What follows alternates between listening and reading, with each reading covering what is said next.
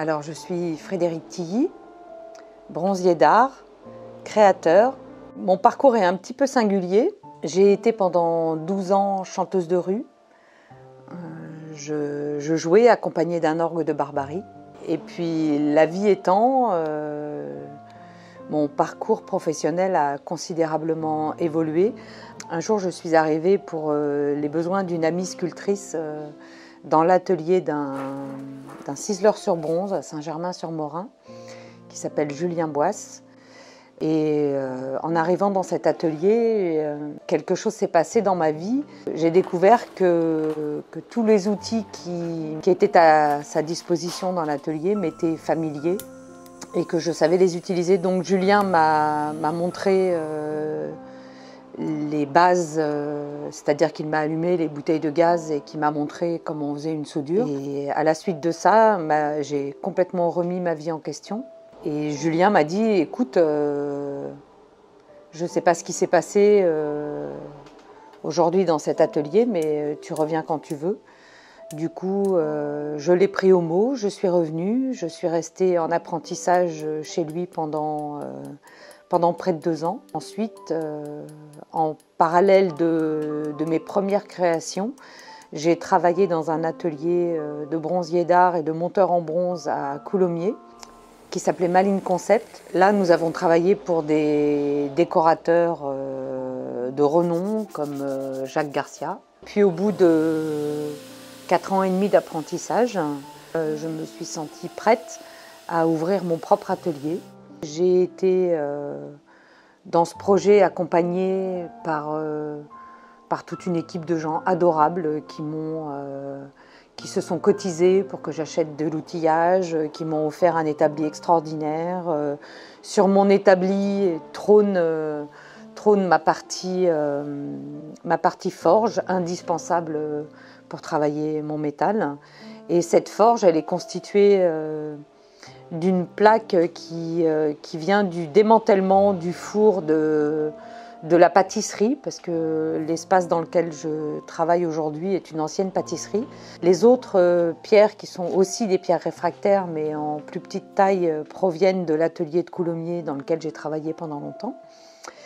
Et là, j'ai commencé à utiliser le savoir-faire et toutes les connaissances que j'avais eues lors de mon apprentissage pour le mettre à mon service.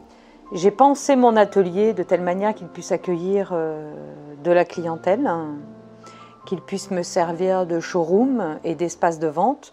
Donc la majeure partie de mes créations sont présentées dans mon atelier. J'expose aussi dans les boutiques-galeries des ateliers d'art de France.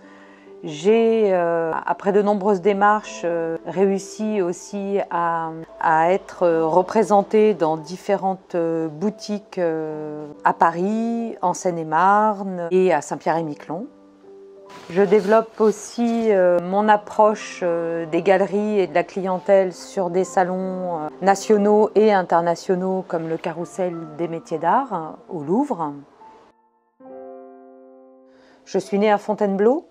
J'ai vécu toute ma petite enfance dans une île d'Amérique du Nord qui s'appelle Saint-Pierre-et-Miquelon, qui est restée pour moi une empreinte extraordinaire et qui m'apporte une certaine liberté dans mon travail.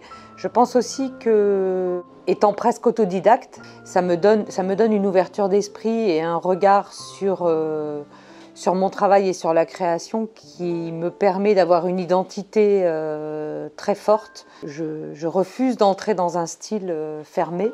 Je considère mon travail comme une exploration. Donc j'explore la matière, j'explore le métal, j'explore qui je suis, j'explore qui s'exprime à travers moi, j'explore les ponts et la façon dont on peut relier matière, sentiment,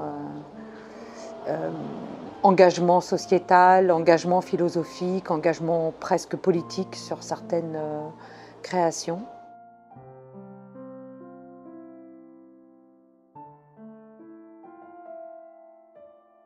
Alors ça, c'est celui que j'appelle le collier remarquable. C'est un collier totalement asymétrique avec une nouvelle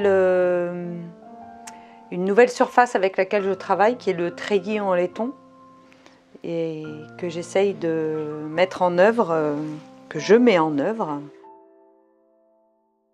Je suis éternellement dans un projet en cours, en vrai, mais une pièce finie amène une pièce à venir. Et si on me demande quelle est ma pièce préférée, je dirais que c'est celle qui arrive.